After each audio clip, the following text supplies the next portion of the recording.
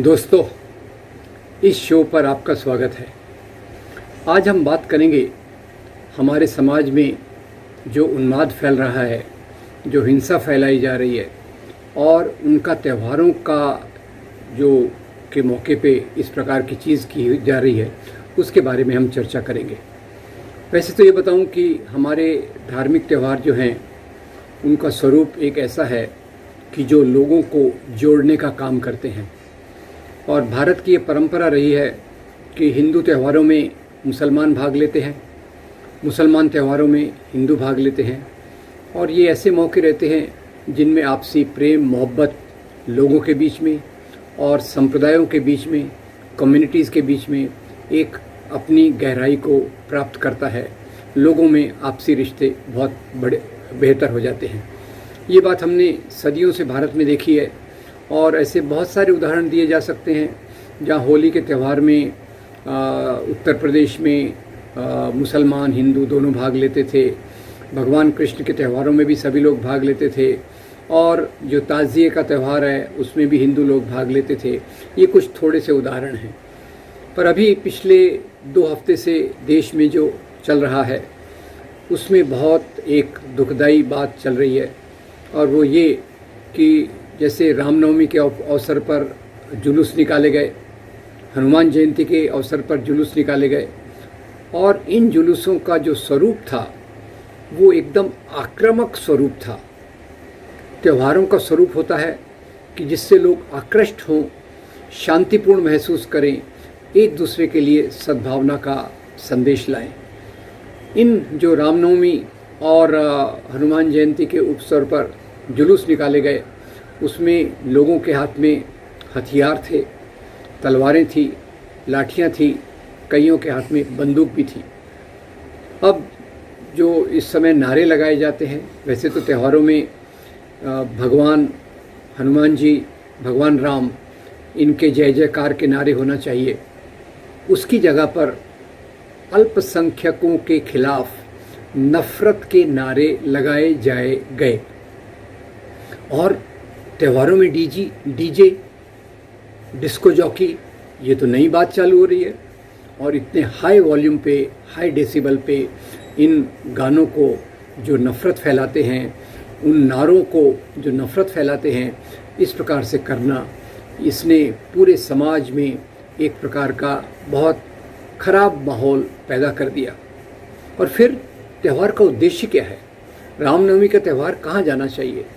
ये मंदिर में ना जाना चाहिए, भगवान राम की पूजा करना चाहिए, हनुमान जी के मंदिर पे जाना चाहिए, उनकी आराधना करनी चाहिए।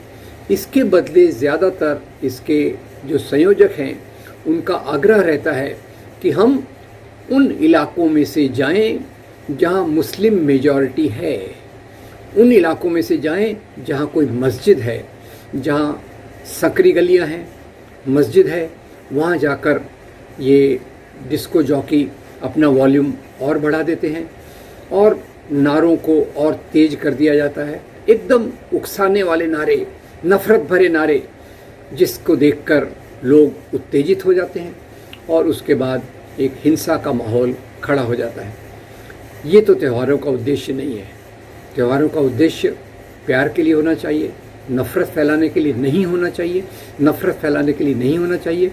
और यही हम देख रहे हैं कि सांप्रदायिक राजनीति त्योहारों का इस्तेमाल अपने संकीर्ण स्वार्थ के लिए, नफ़रत फैलाने के लिए कर रही है। और ये धर्म की जो मूल भावना है, धर्म की मूल भावना जो साने गुरु जी कहते हैं, खरा तो एक ची धर्म जगाला प्रेम अर्पावे, वही है एक धर्म सच्चा जो जगत से प्रेम करना सिखलाता है। उसके उलट धर्म के जुलूस के नाम पर नफ़रत फैलाना, उत्तेजना फैलाना, जिससे फिर हिंसा हो, ये त्योहारों का उद्देश्य नहीं होना चाहिए। अभी फिर गोदी मीडिया इसमें अपना काम करता है, ये उसमें और नमक मिर्च लगाता है। और जब इस प्रकार के उत्तेजनापूर्ण नारे आते हैं, प्रतिसाद में कई सिर फिरे नौजवान, अब वो पत्थर फेंकने लगे। कौन पत्थर फेंकता है इसकी कोई जांच नहीं है। पत्थर भीड़ के लोगों ने भेजा, फेंका, या मस्जिद से आया, इसकी भी कोई अच्छी जांच नहीं है, पर एक माहौल खड़ा कर दिया गया है कि जैसे गोदी मीडिया एक प्रकार से हर एक चीज़ को जिहाद के नाम से जोड़ देता है। कोरोना जिहाद, लैंड जिहाद, यूपीएससी जिहाद। अभी मैं पढ़ के हैरान हो गया उनकी क्रिएटिविटी, तथाकथित क्रिएटिविटी, कि उन्होंने पत्थर जिहाद के नाम से एक बात शुरू की है। अब सवाल ये है कि अब पत्थर फेंकने वाला जो भी है उसको सज़ा मिलनी चाहिए, पर पत्थर किसने फेंका ये तो आप पता लगाइए, उसकी जांच तो कीजिए, उसके बराबर रिकॉर्डिंग तो कीजिए। उसके बगैर कहाँ से पत्थर आया, इसका क्या सबूत है, ये कहना बहुत मुश्किल है।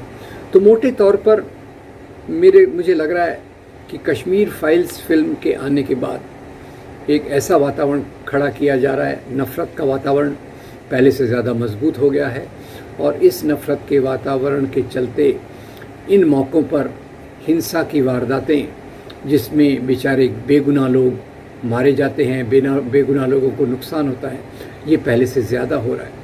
और देखिए इसमें शामिल कौन होते हैं, जो ये विचारधारा बनाते हैं, नफ़रत की बात को फैलाते हैं, वो तो अपने घरों में सुरक्षित रहते हैं, वो अपने घरों में सुरक्षित रहते हैं।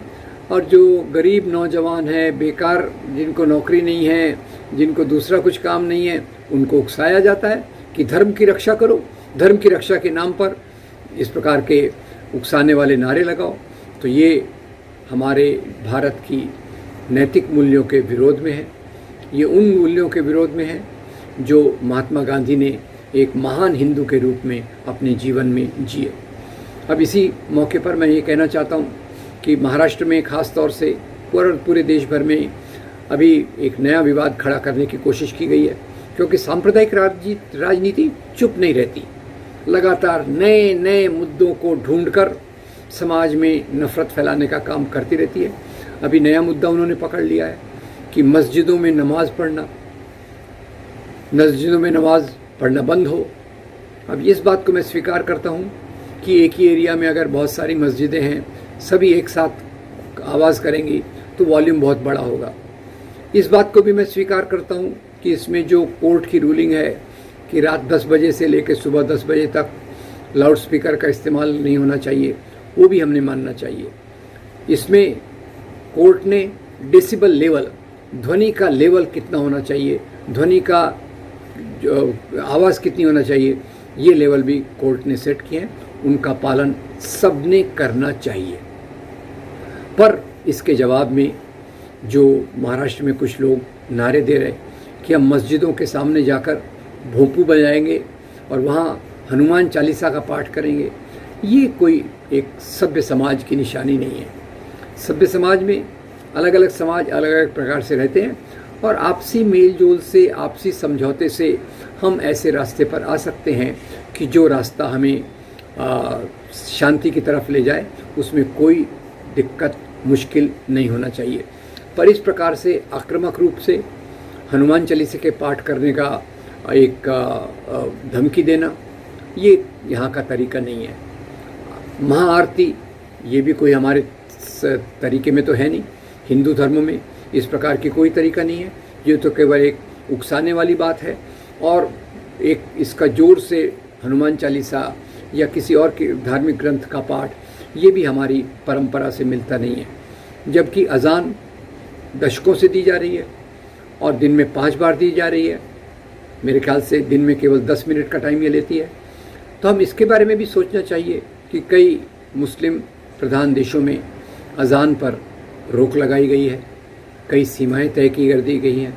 तो उसके लिए मुस्लिम समाज को भी तैयार रहना चाहिए कि हमारा धर्म भी सिखाता है कि हम ऐसे काम करें जिससे हमारे पड़ोसी को कोई नुकसान ना हो, हम ऐसे काम करें कि जिससे हमारे पड़ोसी हमारे बर्ताव से खुश रहें। ये इस्लाम की भी शिक्षा है। उसके आधार पर इसको मॉडिफाई करना, इसको बदलना, और दूसरे मुस्लिम देशों का भी उदाहरण, सऊदी अरेबिया हो, पाकिस्तान हो, इंडोनेशिया हो, वहाँ उन्होंने किस प्रकार से ध्वनि के लेवल पर नियंत्रण लाया है, वो भी हमारे लिए सीखने की बात है।